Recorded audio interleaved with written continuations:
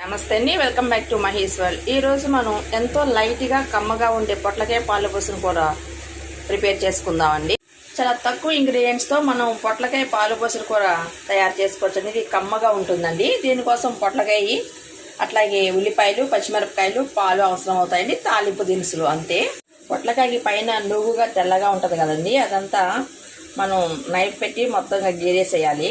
పొట్లకాయ కట్ చేసినప్పుడు మధ్యలో ఇట్లా గింజలు ఉంటాయి కదా, అవి తీసేయకూడదు. అవి అట్లానే ఉంచాలి, అవి ఆరోగ్యానికి మంచిది.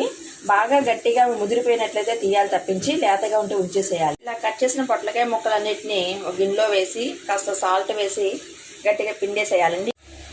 బాండీ పెట్టి ఆయిల్ వేసాను. ఇప్పుడు తాలింపు దినుసులు వేస్తున్నానండి. మినపగుళ్ళు, ఆవాలు, శనగపప్పు, ఒక ఎండుమిర్చి వేస్తున్నాను.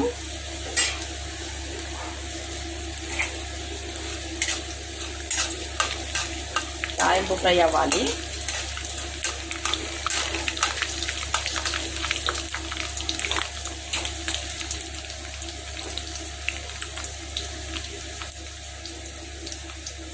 దానిలోనే ఒక రెమ్మ కరివేపాకు వేస్తున్నాను.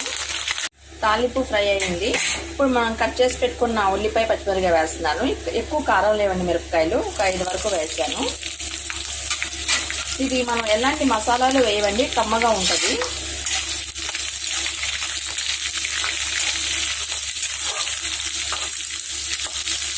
కానీ మసాలా కూరలు ఎక్కువైనాయండి. ఇలాంటి కమ్మడి కూరలు వాడకం కూడా తగ్గిపోతుంది, కానీ చాలా బాగుంటుంది. మనం ఈ పొట్లకాయని పచ్చిన కూరగా కూడా ఉపయోగిస్తారు.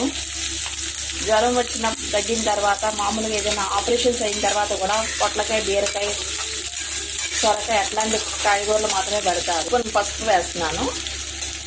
మొత్తం అంతా కలిపి ఒక నిమిషం మగ్గనివ్వాలి. ఆ ఉల్లిపాయలు మగ్గేలోపు మనం ఈ పొట్లకాయని బాగా పిండుదామండి. ఉప్పు వేసి పెట్టాం కదా, నీరంతా వస్తుంది.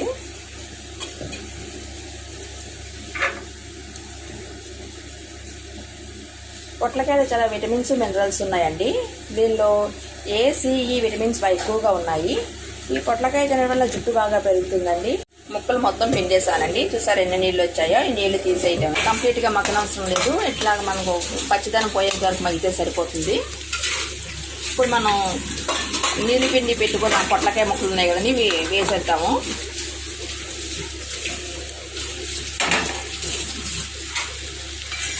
మొత్తం అంతా బాగా కలపాలి.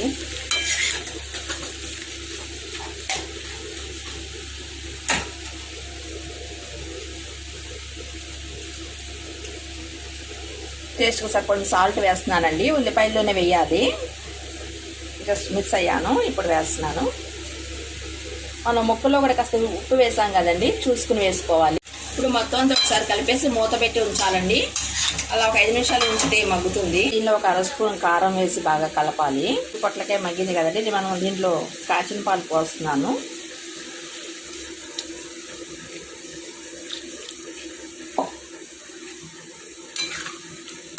దీంట్లో ఎలాంటి మసాలాలు వేయమండి, కూర కమ్మగా బాగుంటుంది.